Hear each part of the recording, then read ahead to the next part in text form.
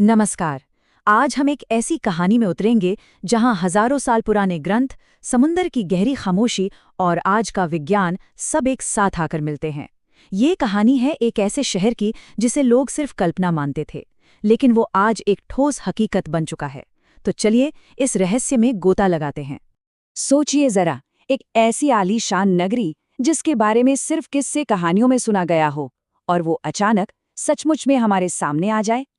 यही एक सवाल था जो दशकों से इतिहासकारों को परेशान कर रहा था, और इसका जवाब भारत के पश्चिमी तट पर अरब सागर की लहरों के नीचे कहीं छिपा हुआ था।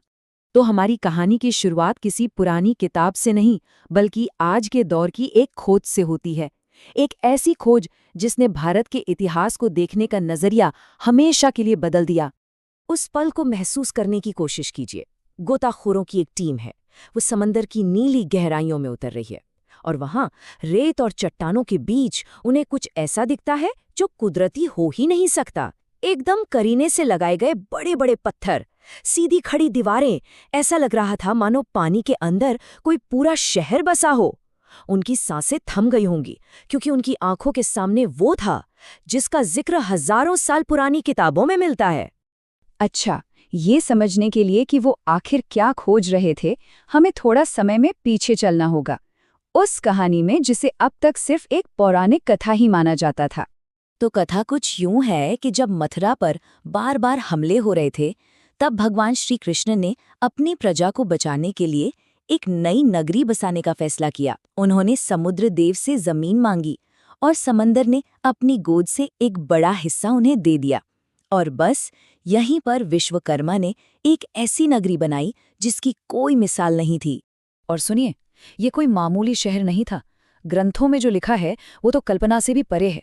कहते हैं यहाँ 9 लाख से भी ज्यादा महल थे, दीवारें सोने की थी और फर्श चांदी के। शहर में उस जमाने में एक एडवांस्ड पोर्ट और सिंचाई का सिस्टम था। मतलब ये धरती पर स्वर्ग जैसा था। लेकिन कहते हैं ना, जहाँ इतनी चमक होती है वहाँ अंधेरे का साया भी मंडराता है।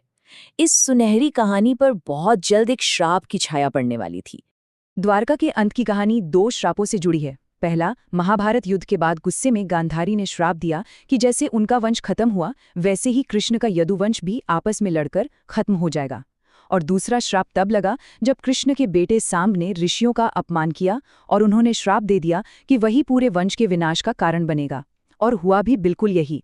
यदुवंशी अहंकार में इतने डूब गए कि एक त्योहार के दौरान आपस में ही लड़ मर गए। और जैसे ही भगवान कृष्ण ने इस दुनिया से विदा ली, समंदर ने अपनी दी हुई जमीन वापस ले ली, और पूरी की पूरी द्वारका नगरी लहरों में समा गई। चलिए अब वापस 20वीं सदी में आते हैं और उस खोए हुए शहर को ढूंढने की आधुनिक कहानी को समझते हैं। इस खोज के हीरो थे डॉक्टर S.R. राव। उन्हें इस बात पर पूरा यकीन था कि हमारे पुराण सिर्फ कहानियां नहीं, बल्कि इतिहास है। जहां ज्यादातर लोग इसे बस एक धार्मिक आस्था कह के टाल रहे थे, वहीं डॉक्टर राव का मानना था कि अगर रोम और एथेंस की खुदाई हो सकती है तो द्वारका की क्यों नहीं। उनका यही अटूट विश्वास इस ऐतिहासिक खोज की सबसे बड़ी वजह बना। ये खोज कोई एक दिन में नहीं हुई, दशकों लग गए। 1960 के दशक में बेट द्वारिका के पास कुछ शुरुआती सबूत मिले। फिर 1979 में डॉक्टर राव ने भारत का पहला अंडर वाटर आर्कियोलॉजिकल मिशन शुरू किया।